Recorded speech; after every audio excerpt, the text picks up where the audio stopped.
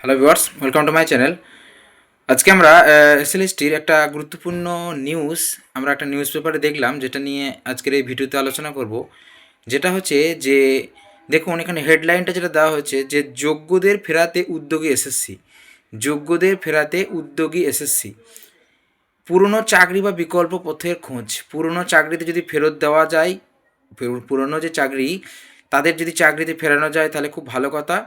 তা না হলে বিকল্প রাস্তারও কিন্তু খোঁজ করছে স্কুল সার্ভিস কমিশন। ভাবুন, যারা যোগ্য চাকরি প্রার্থী, আমরা জানি যেটা এই নিউজ পেপারে আমাদের কাছে, যেটা এই নিউজ পেপার থেকে যেটা পড়ে বুঝতে পারলাম এই আর্টিকেলটা, তো সেখানে বলা হচ্ছে নবম দশম এবং একাদশ দ্বাদশ মিলিয়ে 2016 সালে যোগ্য চাকরি প্রার্থীদের 50% মতন সুযোগ পেয়েছে ইন্টারভিউর জন্য, আর 50% এখনও সুযোগ পায়নি। তো সেই সমস্ত যে সমস্ত প্রার্থীরা, যে 50% প্রার্থী একাদশ দ্বাদশ এবং নবম দশমে এখনও সুযোগ পাননি ইন্টারভিউর জন্যে, বিশেষ করে সায়েন্স এবং অঙ্কে যে সমস্যাটা হয়েছে, যেহেতু ভ্যাকেন্সি কমে গেছে, তো অনেকেই কিন্তু সুযোগ পাননি। তো তাদেরকে নিয়ে কিন্তু স্কুল সার্ভিস কমিশন প্রচণ্ড উদ্বিগ্ন। তাদেরকে কিন্তু যেহেতু তাদের অনেক যেহেতু 31শে ডিসেম্বর তাদের মানে চাকরির মেয়াদ শেষ হচ্ছে, যদিও এই নিয়ে স্কুল সার্ভিস কমিশন যদিও নিয়োগ প্রক্রিয়ার একটা টেন্টেটিভ একটা টাইম টেবিল দিয়েছে এবং মধ্যশিক্ষা পর্ষদ থেকে কিন্তু স্কুলগুলোকে যাতে চালানো যায় তার জন্য আরও 3 মাস এক্সট্রা কিন্তু টাইম কোর্টের কাছে চেয়ে নেওয়া হয়েছে, সুপ্রিম কোর্টের কাছে। যদি সেটা অ্যাপ্রুভ হয় তাহলে কিন্তু 31শে মার্চের মধ্যে কিন্তু পুরো প্রক্রিয়াটা কমপ্লিট হতে পারে নবম দশম একাদশ মিলিয়ে, মানে নবম দশমটাই 31শে মার্চ অবধি যাবে। তো ভাবুন, যে সমস্ত যোগ্য চাকরি প্রার্থী যারা এখনও চাকরি পাননি, মানে ইন্টারভিউর জন্য কল পাননি, কল ফর ভেরিফিকেশন হয়নি, তো নাম লিস্টেড হয়নি, তো তাদের জন্য স্কুল সার্ভিস কমিশন চরম উদ্বিগ্ন। যদি তাদেরকে নিয়োগ করা যায় তাহলে খুব ভালো কথা, না হলে বিকল্প রাস্তারও খুঁজছে। তো এখানে একটা বড় কোয়েশ্চেন, যদি এতই উদ্বিগ্ন স্কুল সার্ভিস কমিশন, তাহলে আমাদের মতে যে এখনও সময় আছে, টেন্টেড লিস্ট যেটা আর কি, অযোগ্য যোগ্যদের যে পৃথকীকরণ, সেটা যদি স্কুল সার্ভিস কমিশন এখনও করে দেয় তাহলেও তো আর তাদেরকে, যারা যোগ্য প্রার্থী তাদের কোনো টেনশনই থাকবে না। তারা তো নিজের জায়গায় যথাসম্মানে নিজের চাকরিটা ফেরত পেতে পারে। তো এত উদ্বিগ্ন না হয়, আমার মনে হয় সেইটা একটা সহজ পথ ছিল, সেটা করলেই আমাদের ছোটো মাথাতে তো সেটাই মনে হয় যে সেটা করলেই হয়তো বা বেটার হতো। এত উদ্বিগ্ন বা বিকল্প রাস্তার কথা ভাবছে, তো সে বিকল্প রাস্তাতেও আবার কোর্টের মানে আইনি জটিলতা আছে বিকল্প রাস্তা ভাবতে গেলে। তো এই সমস্ত কিছু সমস্যা আছে। তো সেহেতু যদি যোগ্য অযোগ্য তালিকা প্রকাশ করে দিত, এখনও পর্যন্ত দিত, তাহলে বাকি যে 50% যোগ্য চাকরি প্রার্থী এখনও চাকরি পায়নি, তো তারা কিন্তু নিজের জায়গাতে যথাসম্মানে ফেরত যেতে পারত। এবং ফ্রেশার এবং যোগ্য প্রার্থীদের মধ্যে যে একটা কৃত্রিমভাবে মানে সমস্যা লাগিয়ে দেওয়া হয়েছে, যে কিন্তু আসলে কিন্তু এটা কিন্তু কেউই, মানে কোনো সমস্যা হওয়ারই কথা ছিল না।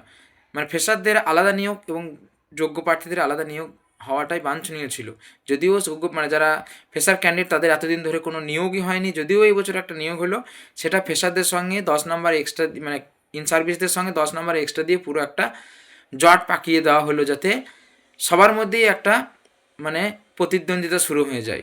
তো এই প্রতিদ্বন্দ্বিতা আমাদের মানে যোগ্য চাকরি প্রার্থী থেকে ফ্রেশারদের সাথে যোগ্য চাকরি প্রার্থীদের প্রতিদ্বন্দ্বিতা করার কোনো মানেই হয় না বলে আমার মনে হয়। কারণ এখানে সবাই বঞ্চিত। যারা 10 বছর ধরে চাকরি কোনো পরীক্ষা দিতে পারেনি তারাও বঞ্চিত, যারা ইন সার্ভিস চাকরি করেও তাদের চাকরি চলে গেছে তারাও বঞ্চিত।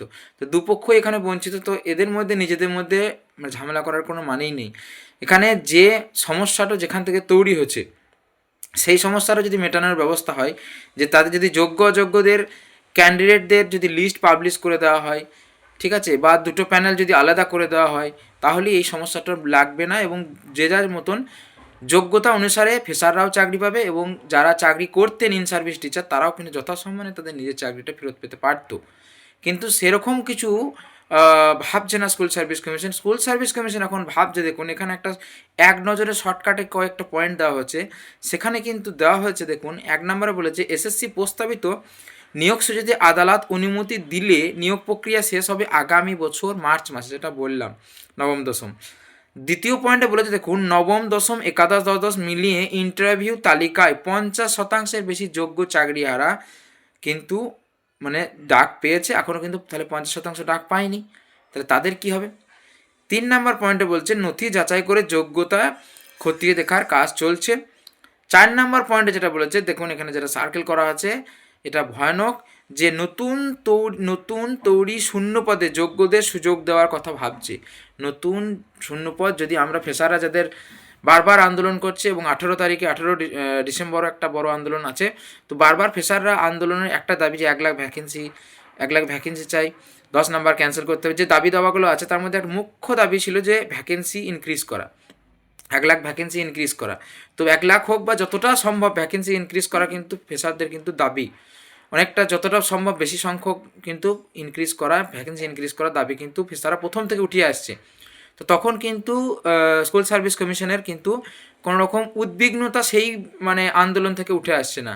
এখন যখন 50% বঞ্চিত চাকরি প্রার্থী, মানে বঞ্চিত যারা যোগ্য চাকরি প্রার্থী সুযোগ পায়নি, তখন স্কুল সার্ভিস কমিশনের কিন্তু উদ্বিগ্নতা বাড়ছে এবং তারা ভ্যাকেন্সি আবার নতুন করে ক্রিয়েট করে তাদেরকে নিয়োগ করার কথা ভাবছে। তাহলে আমাদের একটা বড় প্রশ্ন, যারা ফ্রেশার ক্যান্ডিডেট তাদেরকে তো প্রথমেই এটা বলা দেওয়া উচিত ছিল যে দেখুন আপনারা ফর্ম ফিল আপ করুন, কিন্তু আমাদের যত উদ্বিগ্নতা সেটা কিন্তু ইন সার্ভিস টিচারদেরকে নিয়োগ করার জন্যে। তাহলে হয়তোবা অনেক ফ্রেশার, হয়তোবা 50% ফ্রেশারই হয়তো এই সমস্ত কনফার্মেশন যদি আগে পেতো যে না তাদের চাকরি হওয়ার সম্ভাবনা খুব কম, ফ্রেশারদের বা আরও সমস্ত যারা এক্সপিরিয়েন্স টিচার কেবিএস এনবিএস যত আছে সবাইকে নেওয়ার পর যদি কিছু পড়ে থাকে, তাহলে ইন সার্ভিসটাও হওয়ার পর যদি কিছু পড়ে থাকে তারপর ফ্রেশাররা পাবে। তাহলে হয়তোবা ফ্রেশার যারা অ্যাপ্লাই করেছে তারা এই 500 টাকা খরচা করে ফর্ম ফিল আপটা মিনিমাম করতো না, বা এই প্রিপারেশনটাও নিতে, তারা জানতো যে না 10 বছর হয়নি এখনও ফর্ম ফিল আপ করে লাভ নেই আর হবেও না। তো এইটা ফালতু এরকম একটা প্রহসন করার কোনো যুক্তিই ছিল না, তাই না? তো 10 নাম্বার এইভাবে কেউ 70 নাম্বারের পরীক্ষা দিয়ে 80 নাম্বারের ক্যান্ডিডেটের সঙ্গে কম্পিট করাটা একবারই পসিবল নয়। স্কুল সার্ভিস কমিশনের যত উদ্বিগ্নতা, প্রেস কনফারেন্স করে শিক্ষামন্ত্রী বলছেন যে তিনি বাকি যারা চান্স পাননি তাদের জন্য ভাবছেন, বিকল্প রাস্তা ভাবছেন, সব ঠিক আছে বিকল্প রাস্তা ভাবছেন, কিন্তু ফ্রেশার ক্যান্ডিডেটদের কোনো রকম সংসার নেই, তাদের কোনো খরচা নেই। এখন বলা হচ্ছে যারা non teaching staff, actually group C group D যাদের আর কি চাকরি চলে গেছে, যোগ্য যারা আছেন, তো তারা তো বেতন তাদের বন্ধ আছে এবং এখনও নিয়োগ হবে কবে তার কোনো ঠিক ঠিকানা নাই, তো পরীক্ষাই হয়নি ওদের। তো তাদের জন্যও কিন্তু স্কুল সার্ভিস কমিশন উদ্বিগ্ন, তাদের যে এতদিন ধরে বেতন বন্ধ আছে তাদের সংসার কীভাবে চলবে এই নিয়েও স্কুল সার্ভিস কমিশন উদ্বিগ্ন। তাহলে একবার ফ্রেশারদের কথা ভাবুন তো, 10-12 বছর থেকে তাদের কোনো, তারা তো চাকরি কিছুদিন করেছে, তারা তো এখন পরীক্ষায় বসতে পারেনি, তাহলে তাদের জন্যে কোনো উদ্বিগ্নতা সরকারেরও নেই বা স্কুল সার্ভিস কমিশনেরও নেই। তো যাই হোক, ফ্রেশারদের সম্পর্কে উদ্বিগ্নতা কোনো পক্ষেরই নেই। তো এটা তো আমরা প্রথম থেকে দেখে আসছি, গেজেট থেকে, মানে গেজেটের মধ্যেও চালাকি, সব কিছুতে কিন্তু যেন কীরকম একটা জটিলতা রেখে কাজ করা হয়েছে, রহস্য, সব কিছুতেই যেন রহস্য ভেদ করতে হয়েছে, যেন গেজেট নয়, যেন মানে সেই গুপ্তধনের সন্ধানের রহস্যপত্র খুঁজেই পেছে না, কোড খুঁজে পেছে না, স্কুল সার্ভিস কমিশনের আইনজীবী খুঁজে পেছে না যে অ্যাকাডেমিক না অ্যাকাডেমিক্স, কে না এল পয়েন্ট, এর সমাধান এখনও পর্যন্ত কেউ করতে পারছে না। তো যাই হোক, ভালো লাগলো স্কুল সার্ভিস কমিশনের ফ্রেশারদের বাদ দিয়ে ইন সার্ভিসদের জন্য এই যে উদ্বিগ্নতা এবং তাদের যে বিকল্প পথেও তারা নিয়োগ করতে চাইছেন, যদিও এটা আমরা নিউজ পেপার থেকেই জেনেছি, আমাদের নিজস্ব কোনো মতামত নাই এখানে, নিউজ পেপার যেটা দিয়েছে সেটাই আমরা বললাম। তো এটাই খুব সুন্দর যে উদ্বিগ্নতা হওয়াটাই স্বাভাবিক, তাদের চাকরি নিজেদের জায়গায় ফিরে যাক, এটাই সবাই চাইছে। তার সাথে ফ্রেশারদের কথাও একটু ভাবলে হয়তো বা ভালো হতো। এই বলে আজকে ভিডিও আমরা এখানে শেষ করছি। ধন্যবাদ।